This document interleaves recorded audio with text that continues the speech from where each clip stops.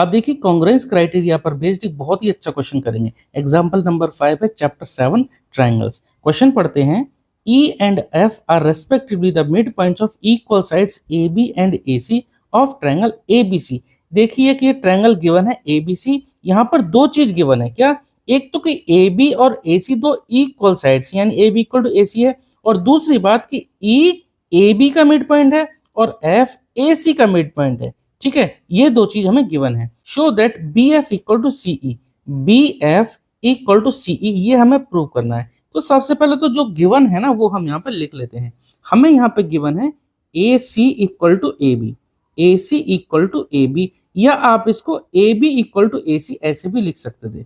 तो AC equal to AB ये हमारा गिवन है। यहाँ पर एक बात बताइए, जब ये दोनों साइड इक्वल है तो इनका हाफ भी इक्वल होगा, तो हम यहाँ ये लिख सकते हैं कि half of AC equal to half of AB। ठीक है, half of AC equal to half of AB।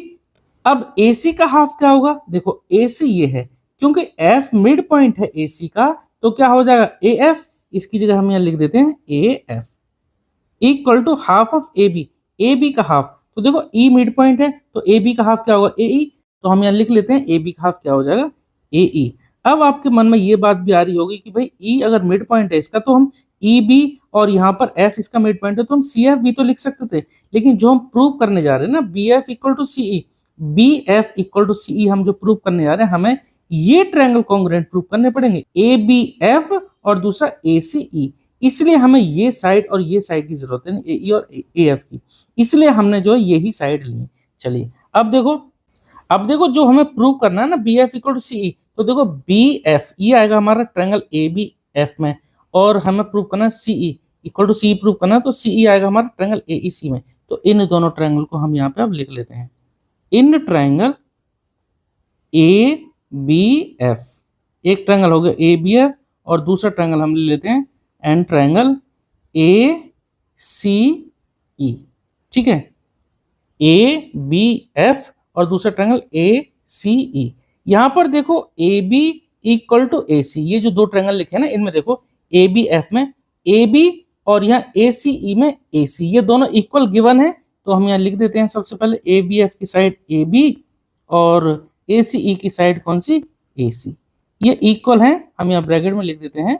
क्यों इक्वल है, क्योंकि ये गिवन है। दूसरा ABF की AF साइड और ACE की AE साइड, ये हमने यहाँ पर प्रूव कर दी। ठीक है, तो ये लिख देंगे AF इक्वल टू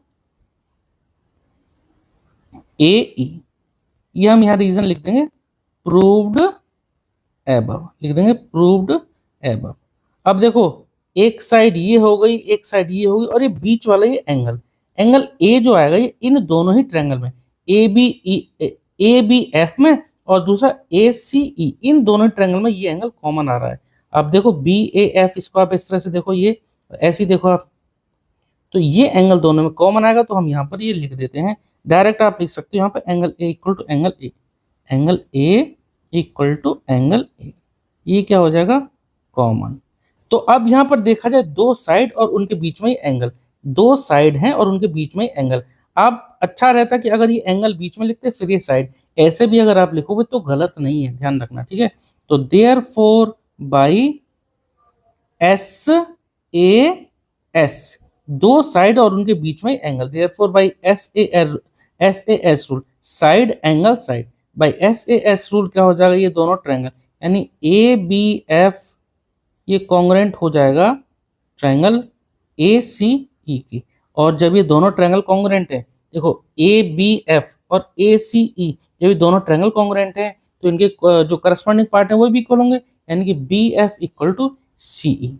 ABF का BF तो यहाँ लिख देते हैं देयरफॉर बाई CPCT क्या हो जाएगा, देयरफॉर बाई CPCT ये लिख देते हैं BF equal to CE, BF equal to CE, यही तो हमें प्रूव करना था। ठीक है, तो ये क्वेश्चन हमारा कंप्लीट हो गया। उम्मीद करता हूँ आपको समझ में आया होगा। अगर आपका कोई डाउट रहता तो प्लीज आप कमेंट सेक्शन में जरूर पूछना। ठीक है, चलिए मिलते हैं नेक्स्ट वीडियो में एग्जांपल नंबर 6 के साथ। Okay, thank you.